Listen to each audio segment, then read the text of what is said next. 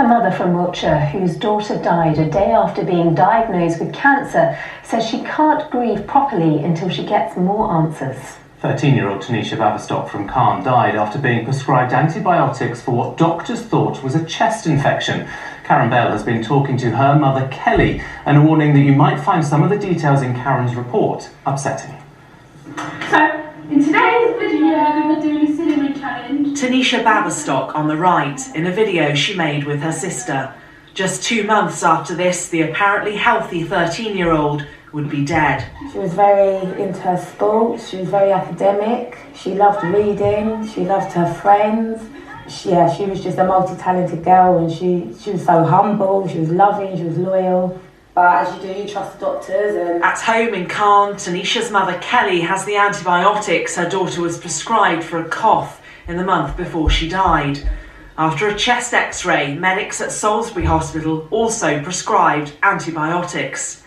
But Tanisha didn't have an infection, she had blood cancer. As soon as Kelly was told, she rushed her weakening daughter to the Children's Emergency Department at Bristol. She was weak, she wasn't really speaking. I thought that, considering what I was told on the phone, we'd be seen straight away. I was not expecting to be left in A&E for 4 to 5 hours. By the following day, Tanisha's cancer was attacking her heart. She had emergency surgery, but it was too late. I was with her right to the end.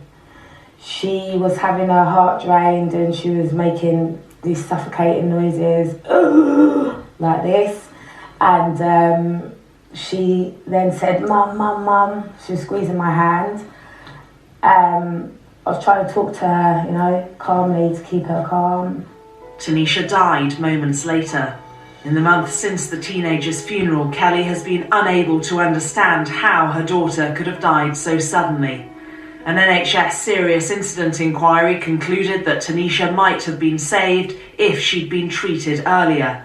Her type of cancer can be cured. It speaks for itself, and Tanisha could still be here now had there not been wasted hours. For a child that is that ill, this can't happen again to another child, basically. And Karen has joined us in the studio. Karen, it's just so desperately sad. Yeah. Just how rare is this form of cancer? Well, Tanisha had something called non-Hodgkin lymphoma. It's a blood cancer. It is quite rare, about 13,000 people a year diagnosed with it in the UK, but a third of them are over the age of 75, so it is really quite unusual for a young teenager to get it. It is, in the words of the NHS, highly treatable, even in its most aggressive form, but as we've heard, sadly, Tanisha's lymphoma just wasn't picked up in time.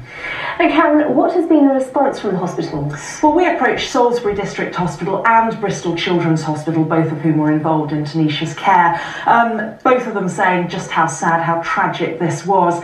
Bristol telling us that their teams did everything possible for Tanisha once she arrived there. It was Salisbury District Hospital that led the major investigation into this case. They're also contributing to the ongoing inquest. That will be held in March, and that could offer Tanisha's family some of that closure that they're looking for. Okay, Karen, thank you very much.